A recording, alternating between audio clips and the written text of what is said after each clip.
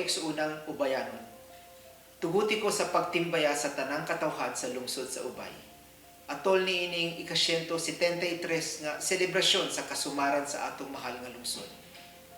Niining panahon sa pandemya, dili nato angay kalimtan ang mga kahago ug sakripisyo sa atong mga katigulangan ug ang ilang mga damgo para alang sa lungsod sa Ubay. Ang tema sa inyong selebrasyon haum gayud sa atong panahon karon. Ang atong pakigbatok sa pandemya nagkinahanglan gayud sa atong pagtinabangay o panaghiusa. Kaya ang atong kaluwasan batok sa COVID-19 mangagikan man sa atong kaugalingon. Ang atong pagsunod sa minimum health standards, sama sa pagsulob sa face mask, pakikdistansya sa atong isig kaingon, ug ang pirming paghunaw sa atong mga kamot, maoy mga gagmayng lakang nga atong mabuhat aron makatabang kita sa atong katilingban.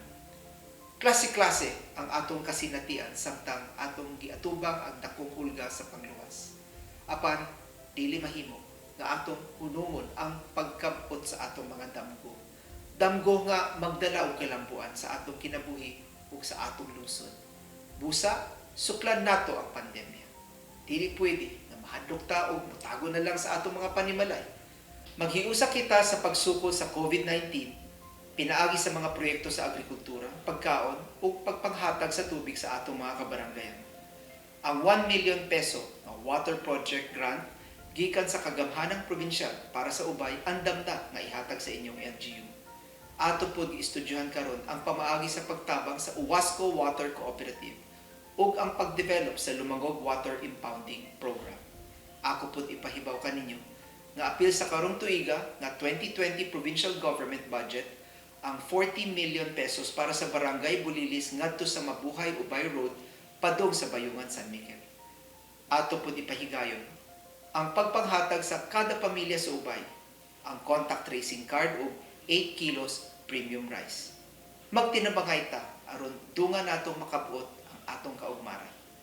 Isip amahan sa lalawigang Bulanon, magpasalamat ako sa inyong suporta ug kooperasyon sa atong mga programa ug mando. Ipadayon nato ang pagbantay sa atong kabaybayunan ug hugtan nato ang seguridad sa atong lungsod.